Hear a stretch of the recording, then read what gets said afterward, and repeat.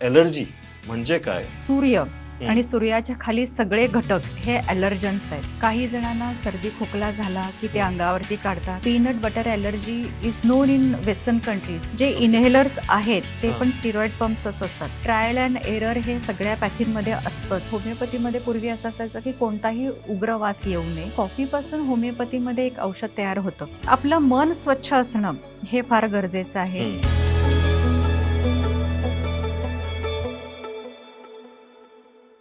नमस्कार आणि योगकार तुमका प्रुडंटच्या या खाशेल्या कार्यावळी त्याचे नाव असा आरोग्य मंत्रा आणि आमच्या बरोबर असा दोतोर सोनाली सरनोबत. दोतोर, पहिलं तुमचं स्वागत ह्या कार्यक्रमात. 2 एपिसोड झालेत आपले. चर्चा होते, लोकांचे प्रश्न पण आम्हाला येतात, ते आम्ही तुमच्याकडे पाठवतो, त्याचं तुम्ही निवारण पण करतात. आणि आजचा जो विषय आहे, बऱ्याचदा बऱ्याच लोकांच्या गोष्टी आपल्याला येतात ऐकू आणि आपल्याला ते पचत नाही, आपल्याला मग त्याची एलर्जी होते. पचनवर आपण बोललो पहिल्या एपिसोडमध्ये. एलर्जी हा विषय जरा खूप इंटरेस्टिंग आहे, कारण वेगवेगळे त्याला डायमेन्शन्स आहेत. तर मला जर विचारायचं असेल, एलर्जी आपण म्हणतो की लोकांची एलर्जी जर सोडली तर आपल्याला जर आपल्या काही ज्या एलर्जीज होतात, तर साध्या सोप्या भाषेत जर तुम्हाला विचारायचं असेल की एलर्जी म्हणजे काय आणि ह्याचे सिम्पटम्स काय? ॲलर्जी म्हणजे एक आपण म्हणू शकतो की हायपर सेन्सिटिव्हिटी. म्हणजे अति प्रमाणात आपली बॉडी, आपलं शरीर जेव्हा रिॲक्ट होतं तेव्हा त्याला आपण ॲलर्जी म्हणतो. कसं आहे की धूळ, धूर वगैरे सगळीकडं असतंच, पण काही लोकांनाच त्याची ॲलर्जी होते, कारण ते लोक त्याला हायपर सेन्सिटिव्ह असतात. म्हणजे तुमच्या शरीरातले काही घटक असे असतात की ज्या अँटीजन आणि अँटीबॉडी रिॲक्शन आपण ज्याला म्हणतो. म्हणजे आपल्या शरीरामध्ये जर का बाहेरचे कुठले काही घटक एंटर झाले तर त्याला शरीरातली अँटीबॉडी म्हणजे त्या ठराविक व्हाईट पेशी असतात त्या त्याला तीव्र असा प्रतिकार करतात आणि त्यातनं त्या युद्धातनं जे तयार होतं त्याला आपण ॲलर्जी म्हणतो. मग त्याच्यामध्ये ॲलर्जीमध्ये कधी कधी सर्दी, ताप, खोकला, अस्थमा, ॲलर्जिक रायनायटिस, ॲलर्जिक ब्रॉन्कायटिस, शिवाय ॲलर्जिक डर्मटायटिस म्हणजे स्किनचे सुद्धा तक्रारी असू शकतात, श्वसनाच्या तक्रारी असू शकतात. आणि ही ॲलर्जी भरपूर प्रमाणात आढळते. असं म्हटलं जातं की सूर्य आणि सूर्याच्या खाली सगळे घटक हे ॲलर्जन्स आहेत. म्हणजे त्याची कशाचीही ॲलर्जी आपल्याला होऊ शकते. ओके. तुम्ही म्हटलं सूर्य, तर सूर्य is common factor. Seasons change होतात. इज एलर्जी सीझनल, म्हणजे आपण ह्या सीझनला ती एलर्जी होणार आपल्याला आणि दुसऱ्या सीझनला नाही होणार असं? सीझनल आपण का म्हणतो, आता ठराविक सप्टेंबर ऑगस्टचा जो काळ असतो त्याच्यामध्ये फुलांचे परागकण जे असतात आपल्याला डोळ्यातनं दिसत नाहीत, पण ते असे हवेत उधळले जातात आणि ते खूप मायक्रो असतात, आपल्याला समजत नाही आणि ते नाकानं, तोंडानं वगैरे आपल्या शरीरामध्ये शिरतात आणि त्यापासून आपल्याला एलर्जी होऊ शकते. मग आपल्याला वाटतं की हा सीझन आला की आपल्याला खोकला येतो किंवा हा सीझन आपल्याला आला की आपल्याला अंगावरती पित्तगांधी म्हणजे हाईव्ज म्हणतात त्याला, ते उठतात, आर्टिकेरिया होतो. त्याशिवाय काही लोकांना थंडीच्या दिवसामध्ये अस्थम्याची उबळ येते, म्हणजे त्यावेळेला अस्थमा त्यांचा बळावतो. तर हा सीझनल फरक हा ह्याच्यामुळे होतो की एन्व्हायरमेंटल चेंजेस होत असतात, तुमचं शरीर ते सहन करू शकत नाही, it becomes hypersensitive and then reacts. So that is allergy. But okay, आता हे झालं एक भाग. दुसरा भाग इज एज. ह्याला काही एजचं बंधन आहे का, वयाचं?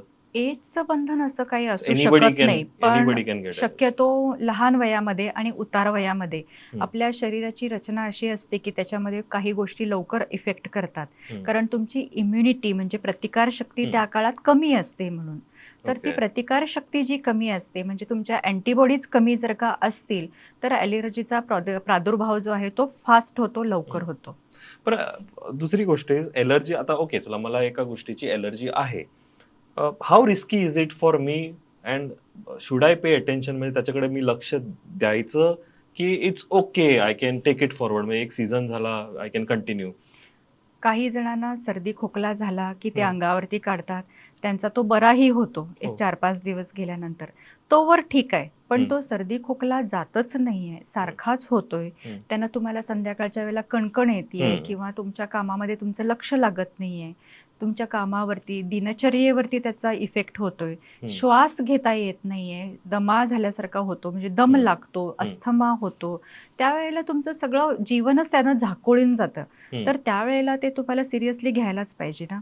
मग ओके. तेवढं होईपर्यंत थांबण्यापेक्षा वेन हम्म. It is in the primary stage हम्म. त्याच वेळेला त्याचा अटकाव करणं फार गरजेचं आहे. बट आपण मला जर एलर्जी आहे तर एम आय एट रिस्क, आणि ती रिस्क रिस्क क्वेश्चन काय आहे? त्याच्यामध्ये कसं आहे की आता अस्थमा असेल हम्म. तर त्याच्यामध्ये तुम्हाला धाप इतकी लागते की हम्म. कधी कधी त्याच्यामध्ये घुसमटून जीव सुद्धा जाऊ शकतो. हम्म. आता ते पराकोटीचं झालं तोपर्यंत कोणी थांबत नाही, पण ती रिस्कही असतेच. हम्म. काही वेळेला काही लोकांना आता काही प्रोटीन्सची अलर्जी असते. हम्म. म्हणजे आता शेंगदाण्यामध्ये जो एक पदार्थ असतो जे प्रोटीन असतं त्याची अलर्जी असते. अशी अलर्जी असते की ते पोटात गेलं की त्यांचा मृत्यू होऊ शकतो. मग हम्म. ते कळणं गरजेचं आहे. हम्म. त्याशिवाय काही लोकांना मधमाशी, हम्म. हनीबी ही चावली की काही ना फक्त थोडीशी रॅश येते, काही जणांचा जीव जाऊ शकतो. हो. तर ही जी ॲलर्जी आहे ही कुठल्या स्टेजमध्ये आहे हे ओळखणं फार गरजेचं आहे. Peanut butter allergy is known in western countries की त्याच्यामध्ये त्यांचे खूप लोकांचे जीव गेलेले आहेत. ओके. विशेषतः ब्रिटिशर्स त्यांच्यामध्ये ही ॲलर्जी फार प्रामुख्यानं आढळून येते आणि त्यांना कळतही नाही. म्हणजे त्यांच्या फॅमिलीमध्ये एखाद्याचा जीव गेल्यावरती पुढच्या पिढीला कळतं की आपल्यामध्ये ही ॲलर्जी आपल्या पिढ्यानपिढ्या आलेली आहे म्हणून. असं आहे. आता तुम्ही म्हणालात की पीनट बटर, शेंगदाणा म्हणालात तुम्ही, दिस आर कॅटेगरी फूड. आता फूडची allergy, how do we identify आपल्याला फूड ॲलर्जी आहे किंवा कसल्याही गोष्टीची ॲलर्जी आहे? कधी कधी असं असतं की पहिल्या स्टेजमध्ये कुणाला कळतच नाही की आपल्याला कशाची ॲलर्जी आहे, पण जेव्हा विशेषतः त्या गोष्टी सतत खाल्ल्यानंतर एखाद्या वेळेस एक लक्षण जे प्रादुर्भावानं येतं त्याच्यामध्ये मी तुम्हाला सांगेल की आता गोव्यामध्ये प्रॉन्सचं प्रमाण भरपूर असतं, उपलब्धी भरपूर आहे, पण विशेषतः लोकांना प्रॉन्स खाल्ल्यावरती अंगावरती रॅश येणं, डोळे लाल होणं, त्यानंतर ओठ आणि डोळे सुजणं, ह्याला एन्जिओइडिमा असं म्हणतात. तर ते होऊ शकतं बऱ्याचशा शेलफिशमुळं, क्रॅब्समुळं किंवा हे म्हणजे प्रॉन्समुळं त्यांना ते तसं त्रास होऊ शकतो. तर ही ॲलर्जी आपल्याला ते विशेषतः तो पदार्थ सतत खाल्ल्यामुळं किंवा सतत त्याचा अनुभव आल्यामुळं आपल्याला कळतं की ती ॲलर्जी आहे. पण ते जर का पराकोटीचं होत असेल तर तो पदार्थ आपल्या आहारातनं बाजूला ठेवणं आणि त्याच्यावरती ट्रीटमेंट घेणं हे तितकंच गरजेचं आहे. बरं, ट्रीटमेंटकडे जाण्याच्या अगोदर मी एकच विचारतो तुम्हाला, is there a blanket remedy की आपल्याला एक ती टेस्ट केली की आपल्याला कळणार की ह्या गोष्टीची आपल्याला एलर्जी आहे, असं आहे का? आहेत त्याच्यासाठी ॲलर्जीन टेस्ट आहेत आणि त्याच्यामध्ये वेगळ्या वेगळ्या पदार्थांच्या अर्काची इंजेक्शन्स दिली जातात की जो तो घटक आहे ॲलर्जन तो तुमच्या शरीरात इंजेक्शनच्या द्वारे सोडला जातो आणि त्याची इतका कमी प्रमाणात सोडला जातो की थोडीशी ॲलर्जी झाल्यावरती जसं रिॲक्शन होते तशी शरीरात दिसते का ते शोधलं जातं. बऱ्याच लोकांना मग डस्ट माइट्स म्हणजे तुमच्या अंथरुणामध्ये जे बारीक बारीक किडे असू शकतात किंवा डस्ट पार्टिकल्स असू शकतात त्याची ॲलर्जी असते, झुरळांची ॲलर्जी असते, काही विशेष प्रोटीन्स मी मगाशी सांगितलं शेंगदाण्यामधलं तसे आणि कितीतरी अंड्यामधले जे प्रोटीन्स असतात ते असू शकतात. तशा बऱ्याचशा गोष्टींची ॲलर्जी आयडेंटिफाय करता येते. तसं सायन्स आहे आणि मग ते आपण अवॉइड करू शकतो, पण ती पूर्णतः जाण्यासाठी ट्रीटमेंट घेणं गरजेचं आहे. Okay, but do you recommend की ओके आपल्याला एलर्जीच्या भानगडीतच नाही पडायचं, आपण ही टेस्ट केली तर आपण सुटू, असं डू यू रिकमेंड? टेस्ट केली आणि आपल्याला जर का कळलं तर तुम्हाला जर का एखाद्या प्रोटीनची ॲलर्जी असेल आणि तुम्ही त्या आहारातनं आपल्या काढून टाकलं कायमचं तर तो प्रॉब्लेम काही प्रमाणात साध्य होऊ शकतो. ओके, आता वी हॅव एलर्जी आणि आता मला सांगा ह्याच्यावर ट्रीटमेंट आणि मोर इम्पॉर्टंटली मला homeopathy, how will homeopathy help me? आता बाकीच्या पॅथीजमध्ये जी ट्रीटमेंट आहे ती विशेषतः अँटी ॲलर्जिक टॅबलेट्स दिल्या जातात ज्याच्यामध्ये ते सप्रेस केलं जातं. सपोज आता काय आहे की कितीतरी लोकांना उन्हाळ्यामध्ये रॅश येते आणि ती रॅश सप्रेस करण्यासाठी काही औषधं दिली जातात. तर ती औषधं तुम्ही घेतल्यानंतर तो आजार सप्रेस होतो, पण पुढे जाऊन तो आजार दुसऱ्या आजारामध्ये परावर्तित झालेला दिसून येतो. काही लोकांना समर डायरिया सप्रेस केला की पुढे जाऊन पोटाच्या तक्रारी वाढलेल्या दिसतात. म्हणजे तो डायरिया होऊन गेला असता तर बरं झालं असतं अशी म्हणायची पाळी येते. सर्दी सप्रेस केली की काही जणांच्या स्किन ॲलर्जी सुरू होतात. म्हणजे ते एक ना एक प्रकारामध्ये कुठं ना कुठं तरी हा आजार परावर्तित होत राहतो. होमिओपॅथीमध्ये हाच एक मोठा डिफरन्स आहे की हा आजार परावर्तित होत नाही तर तो आजार समूळ नाहीसा होतो. From centre to the periphery, from within to outwards, असा मुळापासून जातो. ओके, आता मला एक सांगा की तुम्ही अस्थमा म्हणालात मगाशी आणि अस्थमाचे माझे बरेच मित्र आहेत जे पंप वगैरे यूज करतात आणि मी पाहिलंय की त्यांना ते आता बरेच वर्ष यूज करतात. म्हणजे it has become their lifestyle. आणि मी गॉड फॉरबिडन असं नाही म्हणत, पण आपण पिक्चर वगैरे बघतो, if you don't get that thing it is risky. Asthma झाला तर is it curable with respect to homeopathy? Asthma म्हणजेच ॲलर्जिक ब्रॉन्कायटिस, हम्म. ज्याच्यामध्ये आपल्या श्वासनलिकांचा दाह होऊन त्याच्यामध्ये हम्म. त्या आकुंचन पावतात, म्हणजे कॉन्ट्रॅक्ट होतात. हम्म. श्वासनलिका ज्या आहेत, तो श्वास पूर्णतः छातीमध्ये पोचत नाही, फुफ्फुसांमध्ये पोचत नाही, हम्म. ब्लडमधनं ऑक्सिजन कॅरिंग होत Correct. नाही आणि त्याच्यामुळे तो जीवाला धोका होऊ शकतो. हम्म. तर हा जो आहे पहिल्या स्टेजमध्ये, दुसऱ्या स्टेजमध्ये हा सस्टेनेबल होतो, की हम्म. पंप घेतला किंवा इन्हेलर्स घेतले, हम्म. काही वेळेला स्टिरॉइड्स दिले जातात. स्टिरॉइड्सनं काय होतं की तो एक प्लॅट्यूमध्ये येऊन थांबतो, हम्म. की तिथं तो स्टॉप होतो, तेवढ्यापुरता स्टॉप होतो. ते स्टिरॉइड्स खरं कायम घेत राहायला पाहिजेत. जे Okay. इन्हेलर्स आहेत ते हां. पण स्टिरॉइड पंप्सच असतात. ते हम्म. काही दुसरं औषध नसतं. ब्रॉन्कोडायलेटर्स असतात काही ठराविक हम्म. प्रमाणामध्ये, पण the end product is a steroid हम्म. ओनली. तर ते किती वर्ष घेणार? त्याचे काय साईड करेक्ट. इफेक्ट्स असतील, मी काय त्यातली तज्ज्ञ नाही, पण त्याचे साईड इफेक्ट्स असतीलच. हम्म. तर ते साईड इफेक्ट्स टाळण्यासाठी homeopathy is the ultimate solution, की ज्यानं हा आजार जरी जेनेटिक असला हम्म. तरी सुद्धा पूर्णतः मुळासकट तो जाऊ शकतो. हम्म. म्हणजे ते तुम्ही जे काही DNA-चं ओझं तुम्ही तुमच्याबरोबर जे घेऊन आलेला आहात ॲलर्जिक ब्रॉन्कायटिसचं, हम्म. ते ओझं ह्याच पिढीमध्ये टाकून देता येतं आणि दॅट इज विथ होमिओपॅथी. तुम्ही ओझं म्हणालात, तुम्ही DNA बद्दल बोललात, तुम्ही जनरेशन बद्दल बोललात. आणि जेव्हा हा कार्यक्रम टेलिकास्ट झाला तेव्हा बरेच माझ्या मित्रांनी मला विचारलं की ज्या कोणी होमिओपॅथी डॉक्टरांना भेट दिलीत तर त्यांची first visit is more like a date. कारण ती 10-15 मिनिटात नाही होत, त्याला ऑलमोस्ट एक half an hour, 45 minutes, 1 hour लागतं.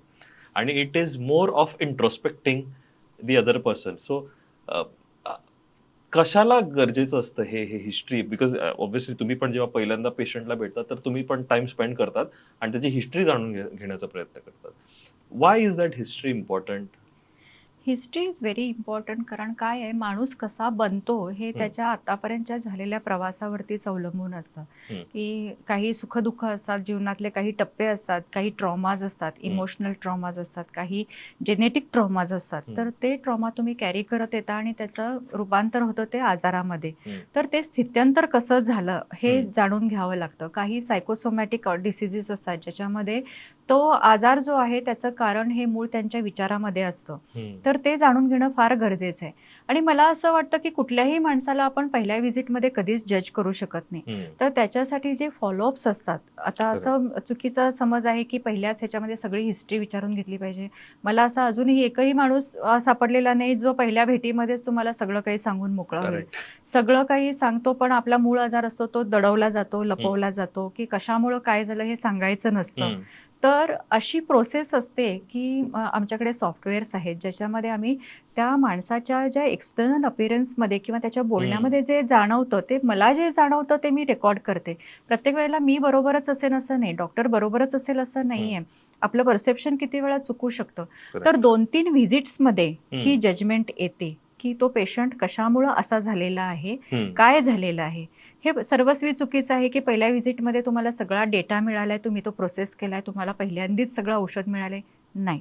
तर 2-3 व्हिजिट झाल्यावरती पहिल्या व्हिजिटमध्ये आम्ही जे टोटॅलिटीचे ज्या ह्याच्यावरती जे डिपेंडिंग सगळ्या सिम्पटम्सचा एक आम्ही तो समूह घेऊन त्याच्यावरती हा आजार असावा आणि त्याच्यावरती हे औषध असावं असं जेव्हा आम्ही समजतो तर ते माइल्ड प्रमाणात त्याला दिलं जातं ते पेशंटला. काही वेळेला ते ॲग्रिवेशन होऊ शकतं, काही वेळेला बरोबर लागू पडू शकतं. तर ते ट्रायल अँड एरर हे सगळ्या पॅथींमध्ये असतंच.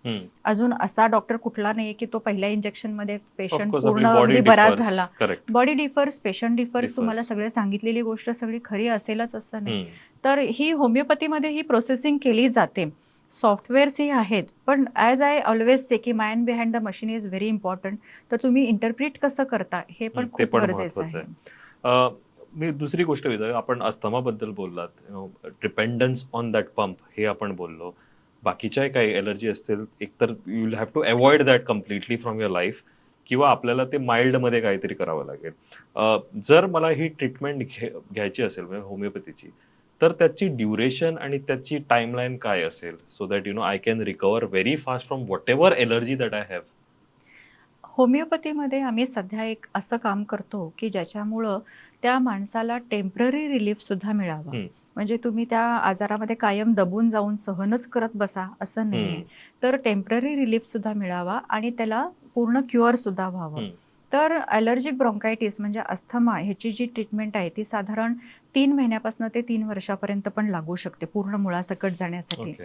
काही लोक अगदी लहान वयात अगदी कमी प्रमाणात त्रास असताना येतात, त्यांचा आजार लवकर बरा होतो. लवकर. हम्म. काही लोक त्यांना 50शी नंतर समजतं की ह्याचं हम्म. होमिओपॅथीमध्ये निराकरण आहे, तर त्यावेळेला जेव्हा येतात हम्म. तेव्हा तुमचे बॉडी डिफेन्सेस पण डाऊन झालेले असतात, हम्म. तुमची प्रतिकारशक्ती पण डाऊन झालेली असते, ते सगळं सुधारण्यासाठी हम्म. वेळ लागू शकतो. हम्म. तर ती प्रत्येक व्यक्तिगणिक म्हणजे व्यक्तिसापेक्ष अशी गोष्ट आहे की ज्याच्यामध्ये आपण ते त्याच्या एज, हम्म. त्याचा प्रतिकारशक्ती ह्या बऱ्याचशा गोष्टींवरती सगळ्या गोष्टी अवलंबून असतात. हम्म. पण आम्ही जे आता सध्या पॅथॉलॉजिकल प्रिस्क्रिप्शन प्रमाणे जी ट्रीटमेंट देतो, इट इज व्हेरी क्विक, हम्म. इट इज व्हेरी ड्युरेबल आणि ती लॉंग लास्टिंग असते, क्युअर होते, हम्म. कम्प्लीट क्युअर होते, टेम्पररी रिकव्हरी सुद्धा असते. हम्म. आणि त्याच्यामुळं पेशंटची लाईफ जे आहे म्हणजे हम्म. जी जीवनशैली आहे ती पूर्ण सुधारून जाते. हम्म. त्याच्यामध्ये साईड इफेक्ट होत नाहीत ओके. आणि मला स्टिरॉइड सारखी डिपेंडन्सी पण येत नाही. डिपेंडन्सी पण नाही होत. मला एक एक गोष्ट जी माझ्या मित्रांनी विचारली या कार्यक्रमाच्या संदर्भात वॉज, उद्या जर आपण होमिओपॅथी ची मेडिसिन घेतली, ओके, आणि आपण कन्सल्टन्सी पण घेतो, तर त्यात diet obviously plays a very important role आहे. तर डाएट जर म्हणालात तुम्ही की उद्या एका गोव्याच्या माणसाला तुम्ही सांगितलं की बॉस ही मच्छी नको खाऊ किंवा हा लाईफस्टाईल तू नको करू, then obviously it is very difficult. तो म्हणणार की मी I will live with the allergy rather than going away from Yes. Fish. हा डाएट आणि हे रेजिम कसं तुम्ही करतात, especially with respect to that individual जो तुमच्याकडे येतो, कारण प्रत्येकाची लाईफस्टाईल वेगळी असते, प्रत्येकाचं खाण्याचं पद्धत इज डिफरंट. हे तुम्ही कसं मेंटेन करतात? एक तर होमिओपॅथीला काही तीव्र स्वरूपाचे पदार्थ चालत नसतात की जसं कांदा लसूण. पूर्वी आम्ही ते पूर्ण खाऊ नका म्हणून सांगायचो, पण आता कसं आहे की प्रत्येक माणूस जे काही कॉस्मेटिक्स वापरतो किंवा घरामध्ये जे काही प्युरिफायर्स लावले जातात वगैरे, त्याच्यामुळं एक छान वास दरवळत राहतो. तर होमिओपॅथीमध्ये पूर्वी असं असायचं की कोणताही उग्र वास येऊ नये, Correct. कोणतीही उग्र चव असू नये, जेणेकरून तुमच्या औषधाची परिणामकारकता Which जी आहे ती includes कमी coffee होईल. also. Coffee is, I will come to that. तर ह्या गोष्टी ज्या आहेत ह्या आता सध्या अनअवॉइडेबल बनलेल्या आहेत की समोर येणारा माणूस परफ्यूम लावून आला तर तुम्ही काय करणार, किंवा घरामध्ये अगरबत्ती लावली असेल तर तुम्ही काय करणार, तुमच्या घरामध्ये टाळाल, बाहेर गेल्यावरती काय करणार.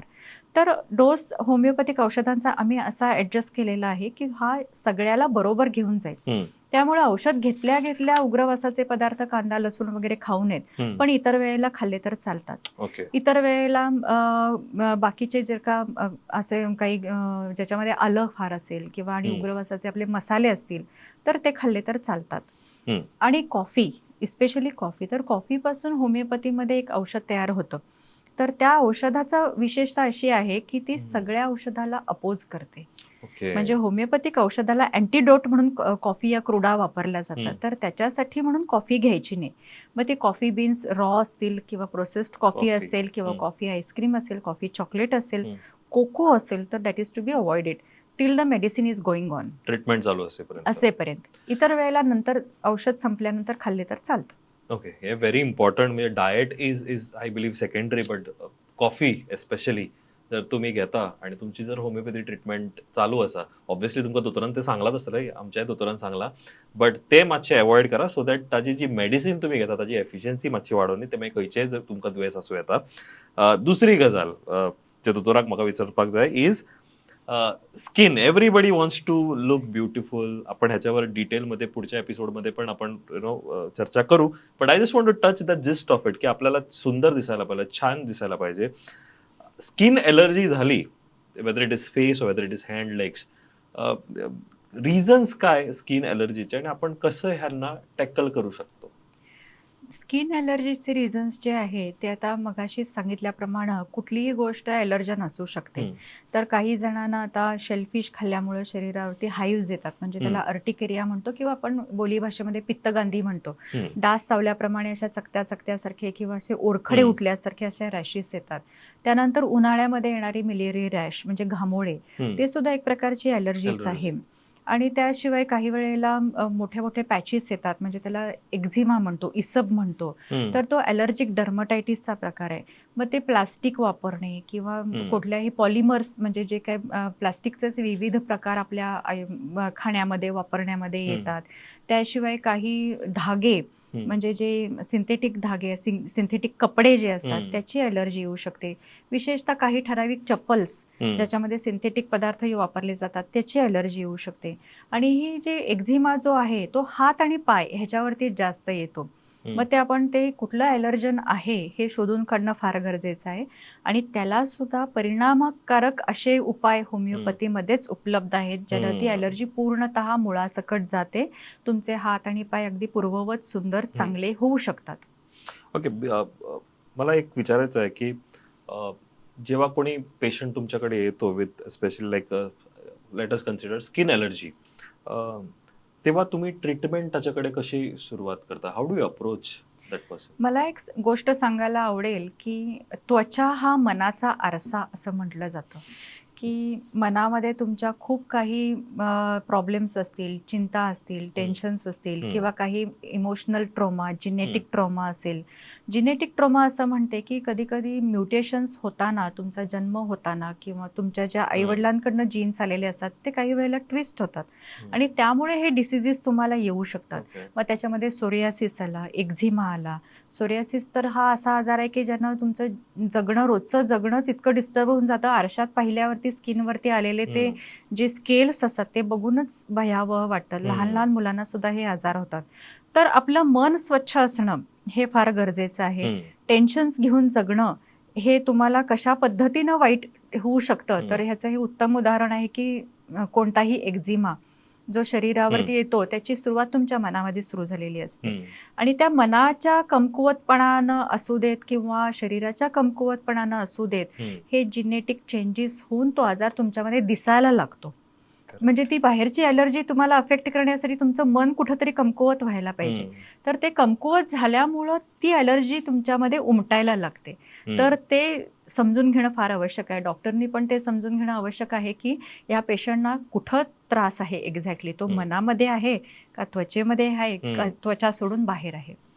आय थिंक जर हा विषय आपण पकडला की आपण एक एक नॉर्मल डाएट जेणेकरून आपण स्किन ॲलर्जीज वगैरे आपण किंवा ॲलर्जीज इन जनरल आपण अवॉइड करू. ऑब्व्हियसली ज्या गोष्टीची आपल्याला ॲलर्जी आहे ते तर आपल्याला त्याला दूरच, त्याला मग मला वाटतं चीट डे पण नाही. नो. ओके. सो डाएट आपण काय प्लॅन करायला पाहिजे so that we can be healthy? Yes. Artificial colours, flavours, synthetic fibres ह्या गोष्टी ज्या आहेत, म्हणजे त्याच्यामध्ये आता आपण जे इंडियन चायनीज खातो त्याच्यामध्ये अजिनोमोटो आला, सोया सॉस आला. तो सोया सॉस खरोखरचा सोया सॉस असतो का नाही माहीत नाही, पण त्याच्यामध्ये काही केमिकल्स आणि कलर्स असतात. कितीतरी बेकरी फूड्स, त्याच्यानंतर आपलं नॉर्थ इंडियन फूड सुद्धा जे नॅचरल होतं त्याच्यामध्ये आपण त्यात रंग घालतो की छान दिसावं म्हणून. तर ते आर्टिफिशियल कलर्स आणि फ्लेवर्स जे आहेत, जे पिगमेंट्स आहेत, ते आपल्या शरीरातनं वर्षानुवर्ष जात नाहीत, कारण त्यांचा हाफ लाईफ पिरियड हाच काही वर्षाचा असतो. तर समजा आपण ते अजिनोमोटो खाल्लं तर ते तुमच्या शरीरात 25 वर्ष राहतं असं मी जर म्हटलं तर तुम्हाला कदाचित पटणार पण नाही. पण ही गोष्ट खरी आहे. काही चॉकलेट्स असतील किंवा काही पेय असतील ज्याच्यामध्ये ते टिकण्यासाठी म्हणून प्रिझर्वेटिव्स घातले जातात, त्याचाही हाफ लाईफ पिरियड जास्त असतो. तुमच्या शरीरामध्ये, तुमच्या त्वचेमध्ये, तुमच्या केसामध्ये तो टिकतो. हेअर कलर जो लावला जातो तो तुमच्या स्किनमध्ये झिरपून त्याचं पिगमेंटेशन चेहऱ्यावरती येतं. तर हे किती जणांना माहितीच नसतं की कशामुळं होतंय. तर ते तुम्ही ज्या वापरताय गोष्टी रोजच्या त्याच्यामध्ये होते. तुम्ही जे कॉस्मेटिक्स वापरताय, जे लिपस्टिक वापरताय, जे आयलायनर वापरताय, त्याच्यामध्ये आर्सेनिक, लेड, एस्बेस्टॉस असतं. ते तुमच्या शरीरात वर्षानुवर्ष जातं. ते कुठं ना कुठं तरी दाखवणारच ना त्याचा खरा रंग काय येतो. I think very important. दोतोरान एंड करताना म्हटला हेअर, आणि म्हाका कार्यावळ म्हाका जर पळयता जाल्यार that is the most important episode that I was looking forward to. फुडल्या एपिसोडान आमी ह्या हेअर प्रॉब्लेम्स आणि ऑब्व्हियसली थोडेसे स्किन प्रॉब्लेम्साचेर कंटिन्यू करतले. दोतोर, तुम्ही आलात एवढे आमच्या ह्या स्टुडिओमध्ये आणि एवढी छान माहिती आम्हाला दिली त्यासाठी धन्यवाद. आणि जसं तुम्ही म्हणालात की तुमच्या बोलण्यानंतर आय होप लोकांना थोडे टेन्शन्स कमी येतील, आणि जर असतील तर आपण ते सॉर्ट आउट करू. ॲटलिस्ट त्याच्यामुळे आपण ते चेहऱ्यावर न दाखवता let us handle those tensions in a different way. जसे तुम्ही म्हणतात की exercise is important, healthy living is important. I think I will end this programme on that note. आम्ही फुडल्या एपिसोडात मेळटले. आवर्जून पळयात एपिसोड, कित्याक that is the episode where we will discuss skin and hair. तोपर्यंत पळयत राहा टुडे.